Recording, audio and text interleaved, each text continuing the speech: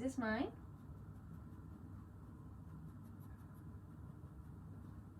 Nope. Hello everyone and welcome back to Bedtime Stories with Hannah and Gracie. I think she's going to stick around for this story because it's a really good one. The story I've chosen today was also a gift from Owen and the Flutes, so thank you so much for sending this to me. I have had a read of it already, a little sneak peek, and I think it's a lot of fun. So I'm really looking forward to reading this one to you guys. So the book I have chosen for you today is A Squash and a Squeeze.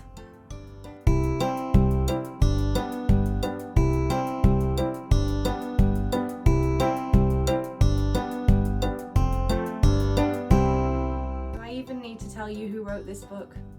It is of course Julia Donaldson, again, because she's just becoming my absolute favourite author at the moment. Oh, I'm sorry, did that scare you?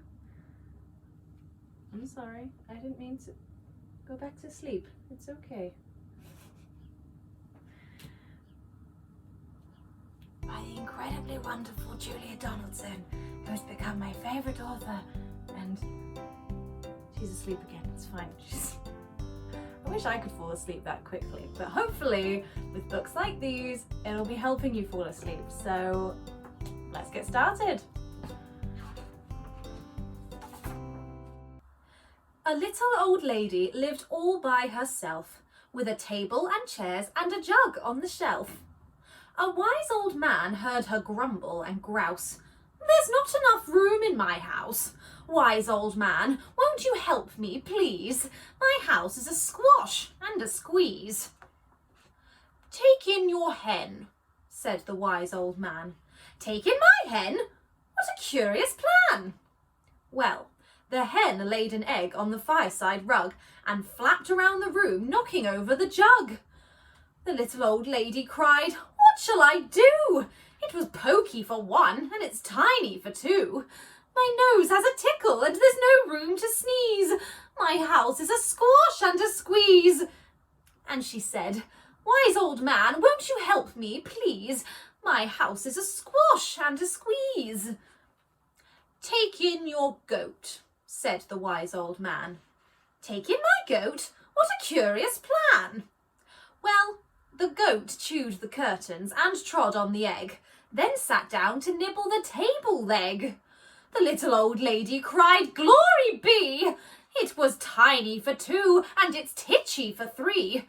The hen pecks the goat, and the goat's got fleas. My house is a squash and a squeeze." And she said, "Wise old man, won't you help me, please? My house is a squash and a squeeze." "Take in your pig," said the wise old man. "Take in my pig? What a curious plan!"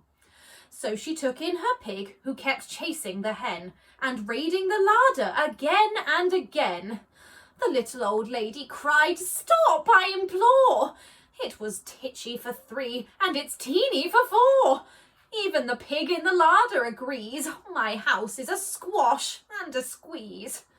And she said, "Wise old man, won't you help me, please? My house is a squash and a squeeze." "Take in your cow," said the wise old man. "Take in my cow? What a curious plan!" Well, the cow took one look and charged straight at the pig, then jumped on the table and tapped out a jig.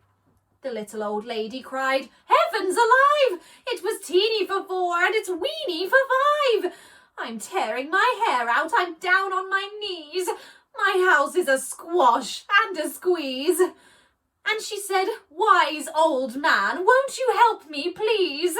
My house is a squash and a squeeze." "Take them all out," said the wise old man. "But then I'll be back where I first began." So she opened the window and out flew the hen. "That's better. At last I can sneeze again." She shooed out the goat and she shoved out the pig. "My house is beginning to feel pretty big." She huffed and she puffed and she pushed out the cow. "Just look at my house. It's enormous now." "Thank you, old man, for the work you have done. It was weeny for five. It's gigantic for one." There's no need to grumble and there's no need to grouse. There's plenty of room in my house. And now she's full of frolics and fiddle-dee-dees. It isn't a squash and it isn't a squeeze. Yes, she's full of frolics and fiddle-dee-dees. It isn't a squash or a squeeze. Were you even listening? No. Well, that was such a fun story, but I have got no idea how she even managed to get a cow into the house.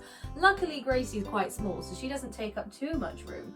But I don't think I could fit in a cow, a pig, a chicken, and a goat. That is a lot of animals. Could be fun to try one day, though. Come back again next time. Bye-bye.